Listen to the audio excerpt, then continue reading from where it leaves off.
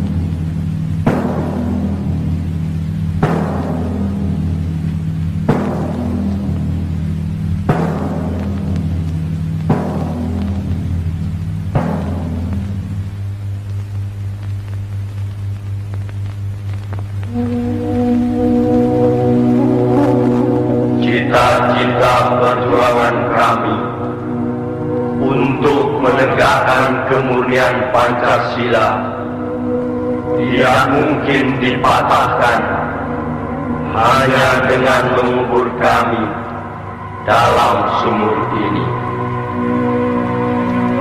Lubang Buaya, 1 Oktober 1965.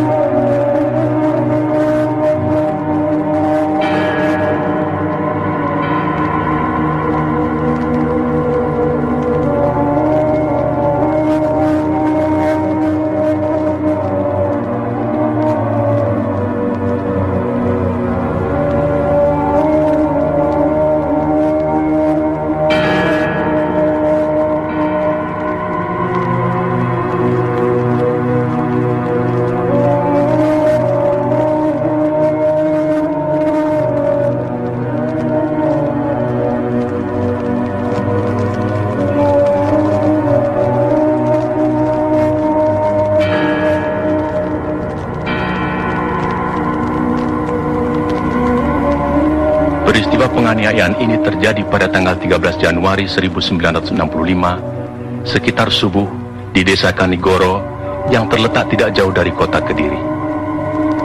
Ribuan orang-orang PKI menyerbu tempat training center pelajar Islam Indonesia.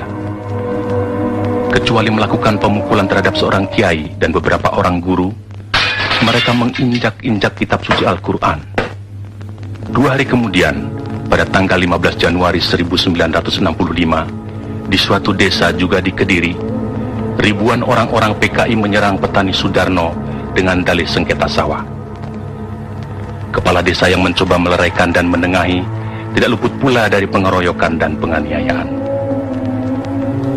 Pada tahun yang sama, di Sumatera Utara, terjadi aksi sepihak PKI yang dikenal sebagai peristiwa Bandar Betsi. Peristiwa ini merupakan sengketa tanah milik negara dengan kaum tani yang menggarap secara tidak sah, dan sebenarnya persoalannya telah diselesaikan secara baik.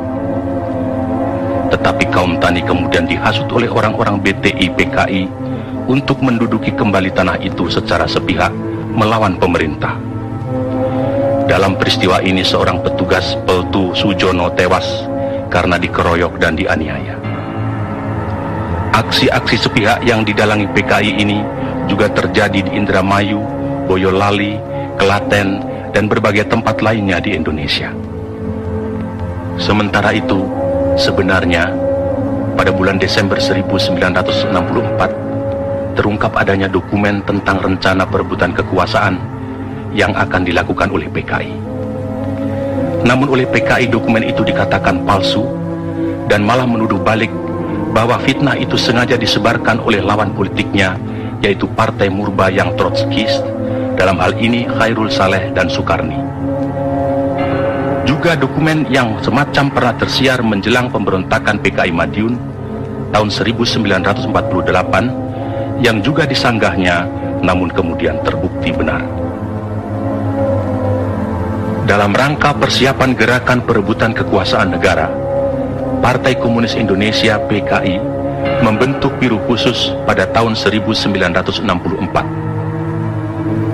Tugas Biro Khusus ini adalah melakukan infiltrasi ke dalam tubuh ABRI. Sifat kegiatannya rahasia, dan biro ini dipimpin oleh Sam Kamaruzzaman sebagai ketua, yang bertanggung jawab langsung kepada ketua partai DN Aidit. Biro Khusus inilah yang kemudian diberi tugas oleh pimpinan PKI untuk menyusun gerakan 30 September 1965. Sementara itu pula, atas saran Perdana Menteri Republik Rakyat Cina Zhou Enlai, PKI melancarkan tuntutan pembentukan angkatan kelima, yaitu agar buruh tani dipersenjatai. Tuntutan PKI ini tidak mendapat dukungan kecuali dari pimpinan Angkatan Udara Auri, Menteri Panglima Angkatan Udara Omar Dhani. Sebaliknya, Menteri Panglima Angkatan Darat Letnan Jenderal Ahmad Yani secara tegas menolaknya. Karena menurut perhitungannya, pembentukan angkatan kelima akan menimbulkan keruwetan dalam garis komando maupun pengawasan kekuatan bersenjata di Indonesia. Perlu dicatat, gagasan ini sebenarnya tidak lepas dari kesanggupan Zhou Enlai yang menjanjikan 100.000 pucuk senjata ringan secara cuma-cuma. Dalam kenyataannya kemudian, meskipun pembentukan angkatan kelima tidak terwujud, namun pemberian senjata dari RRC ini tidak terlepas dari penyusunan kekuatan bersenjata yang digunakan oleh PKI dalam gerakan 30 September 1965. Karena sikap pimpinan Angkatan Darat yang tidak mau mendukung tuntutan-tuntutan PKI tersebut, dan juga karena PKI selalu mencurigai pimpinan Angkatan Darat sebagai kekuatan utama yang akan merintangi perjuangan PKI, sebagaimana pengalaman-pengalaman sejarah peristiwa Madiun tahun 1948, maka diciptakan isu Dewan Jenderal yang dikatakan akan melancarkan coup. Seiring dengan isu ini, dengan gencar tersiar adanya dokumen Gilchrist yang konon menurut versi PKI ditemukan di rumah Bill Palmer sewaktu rumah orang Amerika itu diobrak-abrik pemuda rakyat. Gilchrist adalah duta besar Inggris, dan dalam dokumen yang ternyata palsu itu tersebut kata-kata Our Local Army Friends yang kemudian diinterpretasikan sama dengan Dewan Jenderal.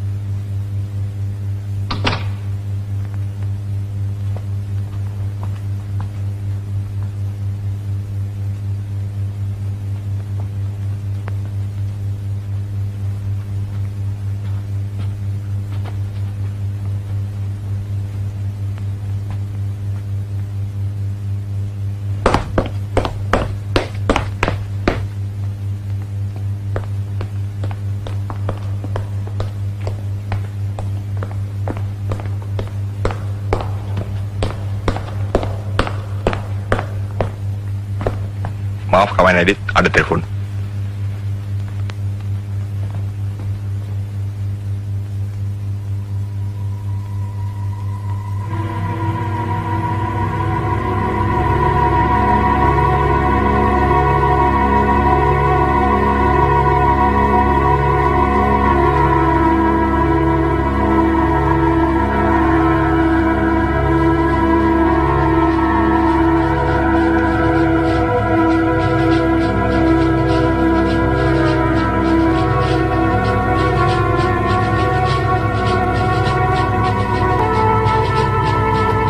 Bagaimana, Profesor Hu?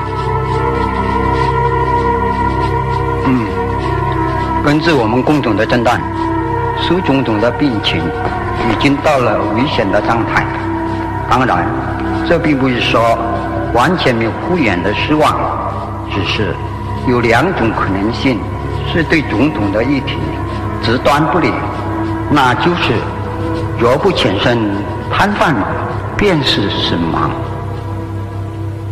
Menurut Profesor Hu, keadaan kesehatan Paduka Yang Mulia Bung Karno cukup kritis. Tentu saja bukan berarti tidak ada kemungkinan sembuh. Tapi, dua kemungkinan yang terburuk akan bisa menimpa Paduka, yaitu kemungkinan lumpuh atau meninggal.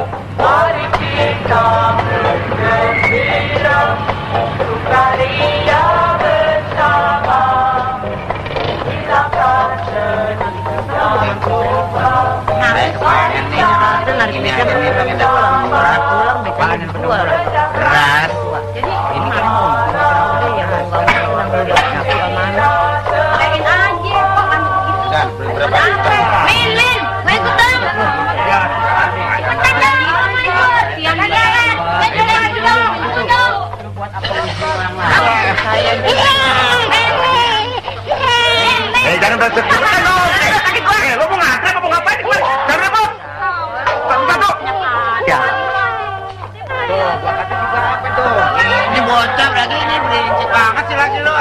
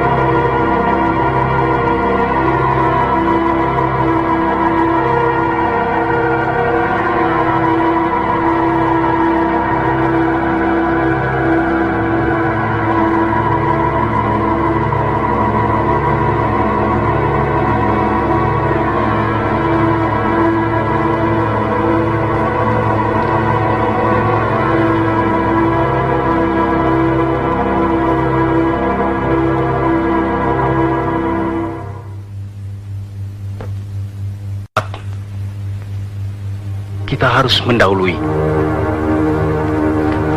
Jangan didahului.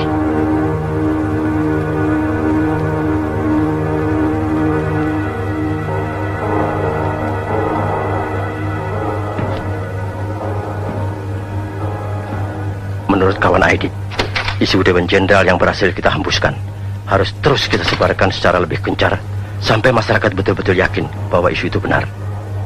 Sementara itu, kita harus terus mendesak Bung Karno untuk membungkam lawan-lawan kita. Pokoknya, pers harus mutlak kita kuasai.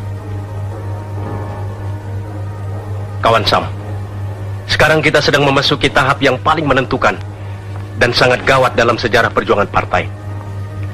Jangan harap jenderal-jenderal kapitalis itu akan membiarkan kita atau partai hidup begitu Bung Karno kehilangan kekuasaannya.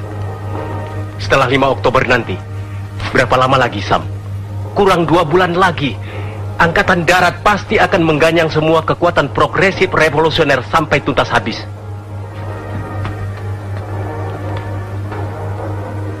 Jadi sekarang betul-betul tinggal masalah waktu. Siapa cepat dapat, siapa tepat selamat. Terus, kita tidak boleh meleset dalam menentukan segala sesuatunya. Kontak seluruh perwira yang berpikiran maju yang mendukung kita. Segeralah menyusun kekuatan, kumpulkan semua anggota biro khusus, baik pusat maupun daerah.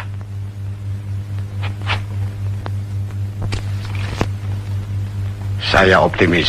Saya yakin sekali segala sesuatu di muka bumi ini berpihak pada kita. Saya betul-betul optimis. Semua perwira yang saya bina kesadaran politiknya juga mempunyai optimisme yang sama. Pemuda-pemuda kita sedang berlatih keras di lubang buaya. Mereka semua semakin keras dari hari ke hari. Juga mereka semakin kuat dari waktu ke waktu. Seperti ajal bagi Nekolim dengan antek-anteknya. Tapi saya ragu. Apakah ajal Bung Karno benar-benar sudah dekat seperti perkiraan tim Dr. RRT? Cepat atau lambat, ajal itu pasti datang. Cepat atau lambat, jenderal-jenderal itu terus menghimpun kekuatan. Dan saya tidak ingin kalah cepat. Kemungkinan coup yang akan mereka lakukan akan memperoleh kesempatan yang baik pada hari 5 Oktober nanti. Pada saat itu mereka akan mampu menghimpun kekuatan secara maksimal. Dan saya tidak menghendaki hari itu tiba untuk mereka. Satu detik pun kita tidak boleh kalah. Hubungi kawan-kawan.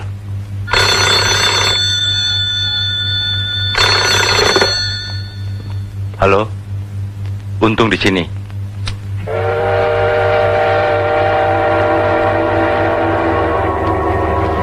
Kawan Ketua Edit berpesan agar gerakan-gerakan yang akan kita lancarkan harus bersifat terbatas dan akan merupakan gerakan militer.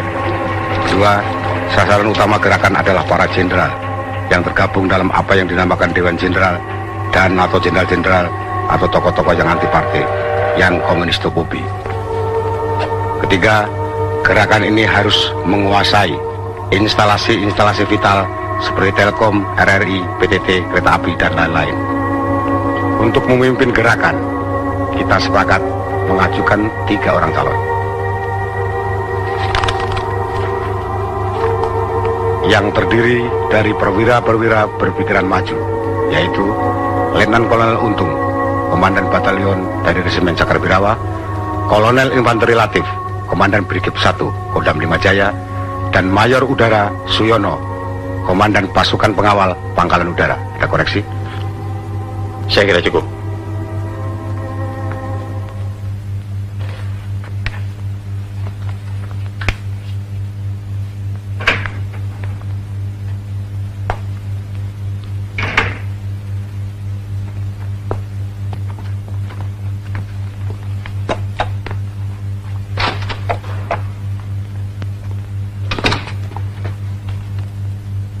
Jadi kawan Sam? Tempatnya sudah pasti. Sudah. Dari kawan Edit tidak ada pesan? Tidak ada.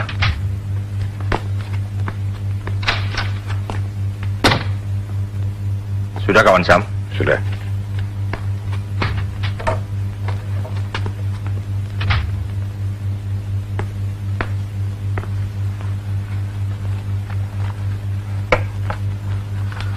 Sebelum Ketua Edit berkomentar, saya ingin kawan Sam lebih dulu menilai karya saya ini.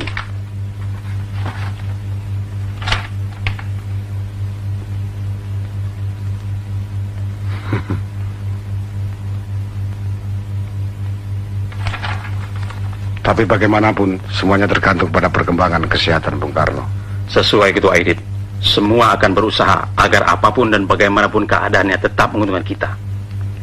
Dan kita akan melalap setiap kesempatan yang lewat. Tapi yang penting, kita harus bisa mengusahakan sedemikian rupa agar pada 17-an nanti Bung Karno tetap berpidato bagaimanapun sakit beliau. Karena kalau tidak, jenderal-jenderal kabir itu pasti akan lebih sigap lagi bekerja.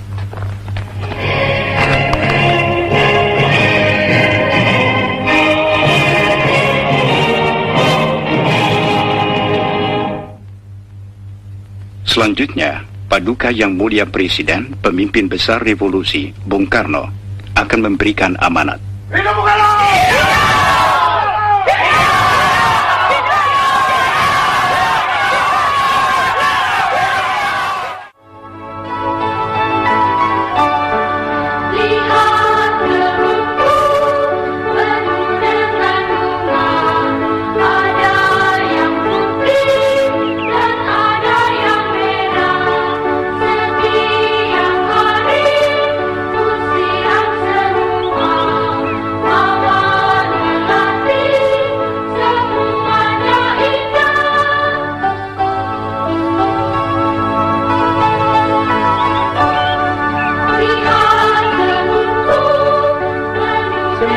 Anak-anak pintar-pintar dan manis-manis. Oh ya, siapa yang senang bunga? Ya, bagus ya. Nah, sekarang kita bermain di luar ya. Tapi bangkunya dibereskan dulu. Mainannya juga jangan lupa ya dirapikan ya. Ya, Ayo Andi. Nah, ini Dodo nih, bangkunya belum dimasukkan. Ya, Cik. Jangan dorong-dorong dong kan satu-satu. Nah, sekarang kita menyanyi bersama-sama ya. Lagunya baris dua-dua ya. Pada hari Minggu. Ya. 1, 2, 3. Pada hari Minggu kultur anak ke kota. Naik delman istimewa duduk di muka. Duduk di samping Pak Kusir yang sedang bekerja. Ayo, supaya baik jalannya. Ayo Budi jangan bercanda-canda ya. Ayo nyanyi. Tik tuk tik tuk. Tik tuk. Ayo Dek, suara. Jangan meniti ya. Nanti jatuh. Nah, pintar semuanya. Iya. Nah, siapa yang menekan? Pelan-pelan ya.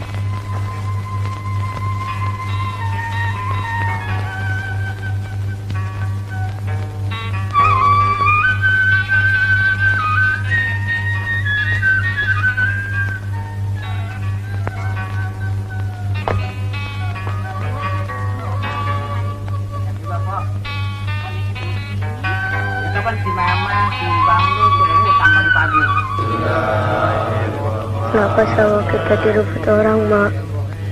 Mereka orang-orang jahat, tidak beragama, tidak berbudi.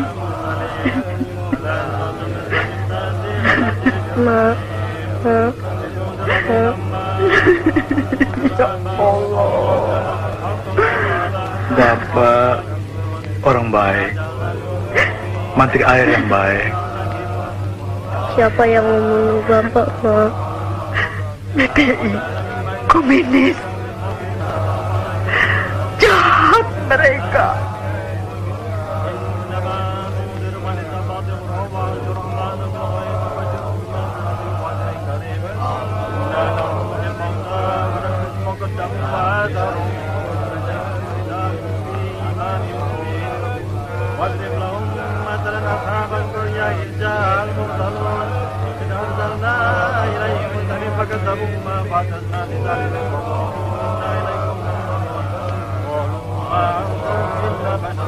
Lalu kita akan tinggal di mana, Mak?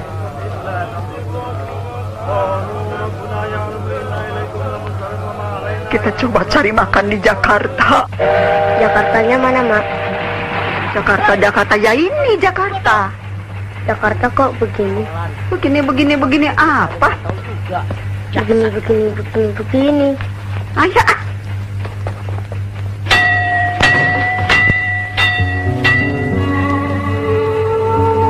Sebelum saya menanggapi satu persatu mengenai apa yang dikemukakan oleh ketua secara gamblang, saya ingin mendapatkan penjelasan dari ketua.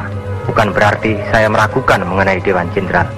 Dari mana ketua mendapat info mengenai hal itu? Terus terang saya harus mengemukakan kekhawatiran saya demi perjuangan dan masa depan partai. Bukan tidak mungkin isu itu sengaja diciptakan lawan kita sendiri dengan tujuan memancing-mancing kita sehingga kita dipaksa konfrontasi secara terbuka.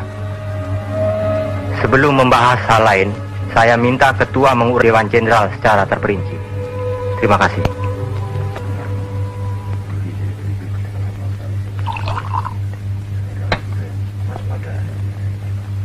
Silakan, kawan Yono. Untuk sementara pertanyaan saya sama seperti yang dikemukakan kawan Sakirman. Kalau begitu barangkali kawan Sanusi masih punya pertanyaan. Silakan. Terima kasih. Untuk menyingkat waktu, saya hanya akan memukakan pertanyaan-pertanyaan pokoknya saja. Pertanyaan pertama, sama dengan pertanyaan kawan Insinyur Sakirman, yaitu mengenai info Dewan Jenderal. Apakah sumbernya dapat dipercaya? Dan yang lebih penting, apakah hal itu sudah dicek kebenarannya? Pertanyaan kedua, apakah hal yang serius serta menyangkut masa depan partai ini sudah pernah dibicarakan dalam rapat Dewan Harian Politbiro dan bagaimana pertimbangannya?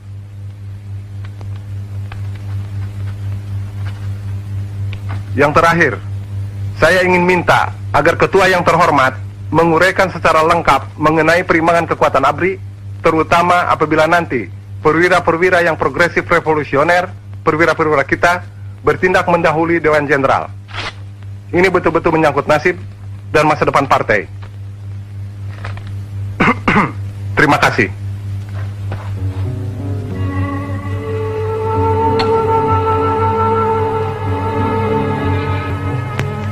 Saya kira saya tidak perlu mengatakan kesetiaan macam bagaimana seharusnya diberikan setiap anggota dalam rangka meyakini serta menjunjung kebesaran partai, keselamatan partai, dan masa depan partai yang adalah di atas segala-galanya. Dan saya kira tidak. Saya yakin semua yang hadir di sini pasti memahami bahwa ada saat-saat berpikir, ada saat-saat berbicara, dan ada saat-saat bertindak. Hari ini saya harus mengatakan bahwa hari-hari besok adalah hari-hari tindakan.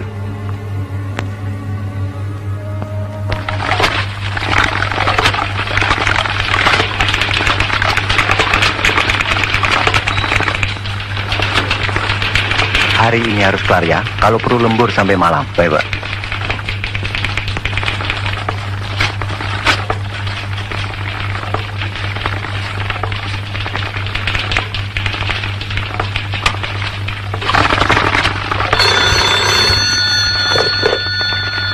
Sudah tentu sumber info Dewan Jenderal tidak hanya satu. Tapi saya kira Badan Pusat Intelijen BPI harus dapat dipercaya. Sebab kalau tidak berarti kita tidak punya lagi badan yang bisa dipercaya. Laporan mengenai hal ini saya terima dari kepala stafnya, yaitu Brigjen Polisi Sutarto. Pengecekan sudah tentu akan dilakukan langsung kepada kepalanya, yakni Subandrio. Dan dalam rangka tukar-menukar informasi, pihak PNI Alisatro Amijoyo juga sudah saya beritahu. Tapi yang paling penting, saya minta kawan-kawan bisa menahan diri supaya jangan serba ingin tahu. Ini semua demi keadaan darurat kelak bila terjadi sesuatu di luar rencana kita. Tidak semua orang mampu menahan siksaan untuk tetap tutup mulut dan tidak membocorkan nama-nama demi keselamatan partai.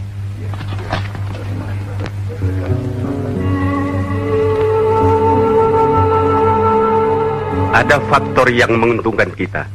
karena ada ketidakkompakan di kalangan Dewan Jenderal, yaitu antara Nasution dan Yani tentang waktu pelaksanaan perebutan kekuasaan.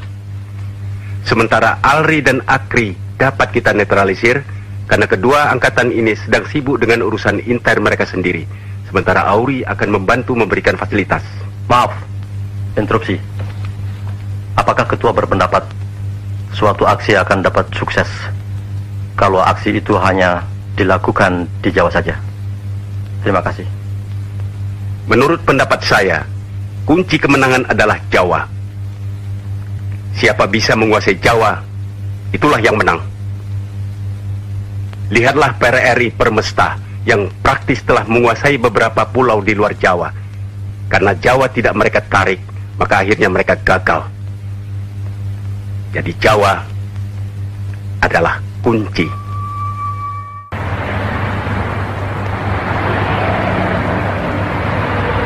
Sebelum kita tutup sidang Politbiro ini, yang diperluas. Ya, yang diperluas. Saya akan membacakan pokok-pokok kesimpulan yang telah kita sepakati. Pertama, sidang sepakat terhadap kemungkinan kup Dewan Jenderal. Lebih baik kita mengadakan aksi mendahului dalam bentuk operasi militer serta membentuk Dewan Revolusi guna mengganti Kabinet Dwi Kora. Kedua, menetapkan pembagian kerja sebagai berikut. A. Soal-soal yang berhubungan dengan operasi militer, termasuk penentuan hari H dan jam D-nya, diserahkan kepada ketua. B. Soal-soal politik, terutama komposisi Dewan Revolusi, diserahkan kepada Dewan Harian Politbiro. C. Pengelompokan kader-kader untuk dikirim ke daerah-daerah, terutama luar Jawa, diserahkan kepada kawan Sudisman. D. Penentuan tenaga cadangan sebanyak 2.000 orang diserahkan kepada kawan Nyono, termasuk koordinatornya untuk dilatih di lubang buaya. Dan semua supaya di pos masing-masing, menunggu instruksi lebih lanjut sesuai dengan perkembangan.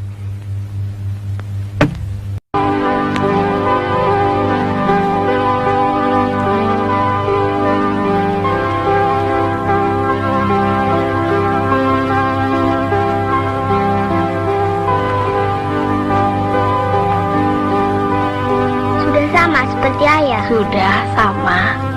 Ini sama. Ini juga sama. Dasi juga. Ya, semua sama. Tapi Ade tidak punya bintang-bintang seperti ayah. Tunggu.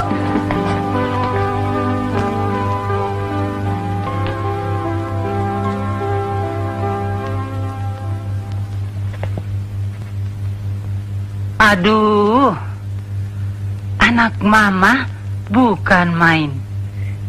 Sudah, cakep. Tuh nggak ada. Apanya nggak ada, Via? Ade mau bintang di dada. Oh, mesti berjuang dulu, baru boleh dapat bintang. Tapi boleh Via buatkan besok kalau adek lebih pintar berhitung. Ayah pulang tuh.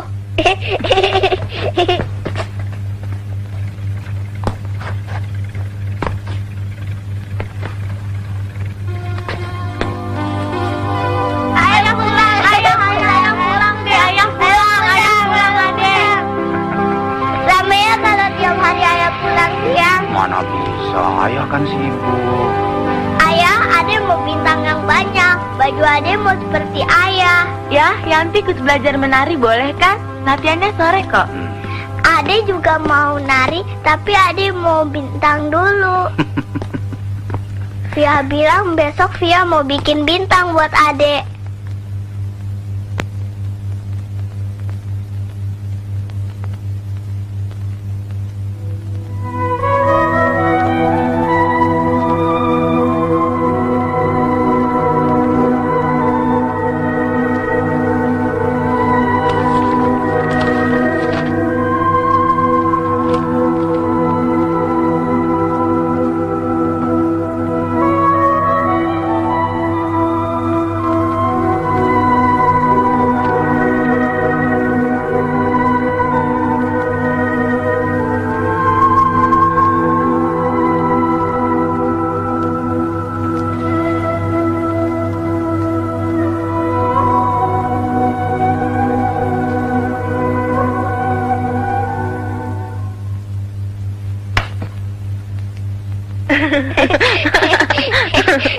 Kok Ompir bisa baca surat dalam gelap?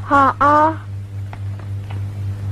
Ompir berdoa ya? Enggak, biar lagi baca surat. Dari Medan pasti. Kok baca surat kok kayak berdoa? Tunggu. Sekarang tutup mulut dulu ya, sampai selesai baca surat. Tapi yang untuk tutup mulut tidak ada. Paling bisa. Emang yang buat tutup mulut apa coba? Jari? Oh, nggak ada. Tuh terbuka. Nih. Terima kasih. Terima kasih.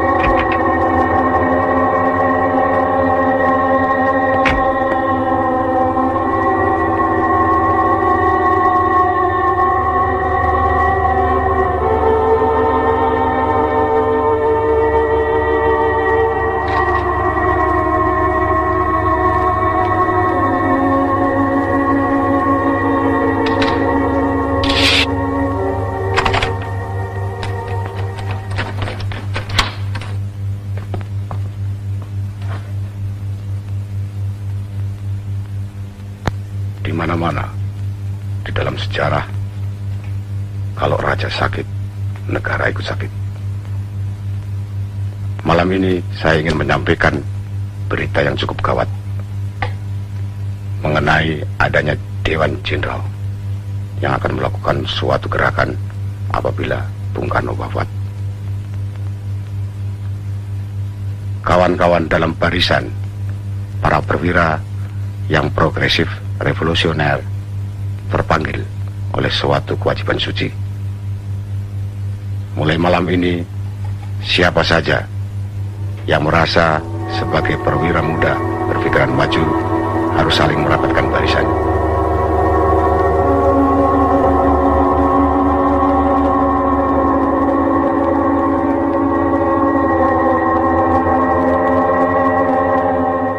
Dalam Brigif 1 Kodam 5 Jaya, sangat disesalkan. Tidak ada anggota pasukan yang saya idolahi. Tapi saya optimis mampu memanfaatkan pasukan saya demi gerakan ini. Pokoknya saya siap. Dalam pasukan Kesatuan Pengawal Pemimpin Besar Revolusi Bung Karno, Cakrabirawa ada 2 kompi yang saya idolahi. Selain itu, saya berani menjamin bahwa pasukan saya sepenuhnya akan dapat saya gerakkan.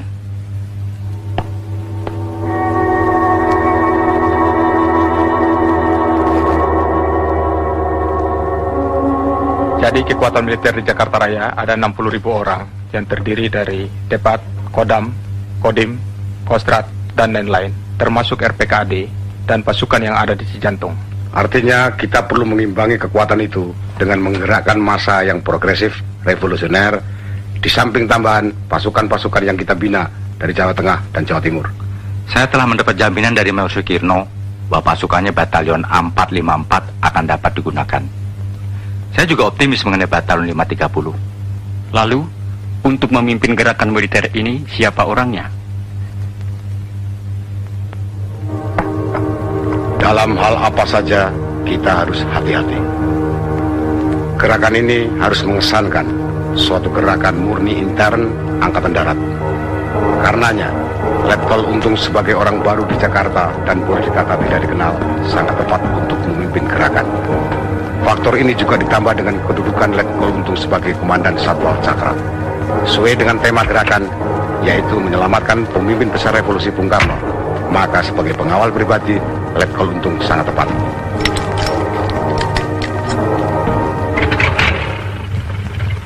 Telah memanggil sebagian besar anggota Kabinet Mikora serta membicarakan khusus dengan Baperdam 1 Menlu Dr. Subandrio, Baperdam 3 Khairul Saleh, Menko Hankam Jenderal Nasution, dan Menko Wakil Ketua MPRS DN Aidit. Dalam pertemuan tersebut, Presiden Pemimpin Besar Revolusi Bung Karno meminta laporan-laporan dari para pembantu-pembantunya sehubungan dengan akan diadakannya sidang paripurna kabinet Bigora. Sementara itu Minggu malam 20 September yang lalu, Wamperdam 1 Menteri Luar Negeri Dr. Subandrio dalam sambutannya pada resepsi pembukaan Kongres Nasional ke-6 Serikat Buruh Perkebunan Republik Indonesia Sarbupri Sopsi di Gedung Pemuda menegaskan dalam masa pelaksanaan ideologi sekarang ini dinasti ekonomi, pencoleng kekayaan negara, dan kaum koruptor.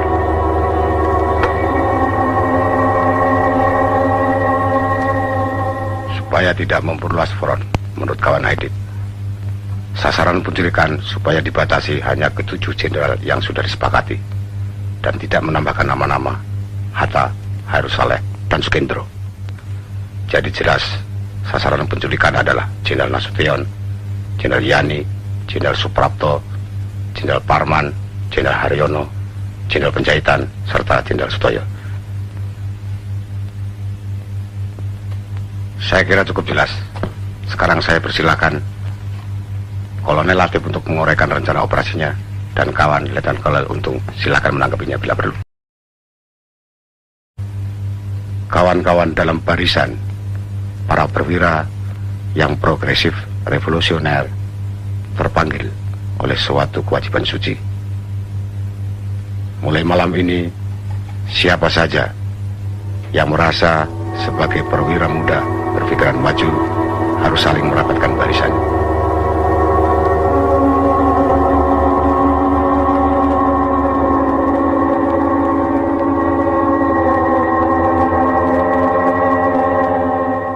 Dalam Brigif 1 Kodam 5 Jaya, sangat disesalkan tidak ada anggota pasukan yang seideologi. Tapi saya optimis mampu memanfaatkan pasukan saya demi gerakan ini. Pokoknya saya siap. Dalam pasukan Kesatuan Pengawal Pemimpin Besar Revolusi Bung Karno, Cakra Birawa ada 2 kompi yang seideologi. Selain itu, saya berani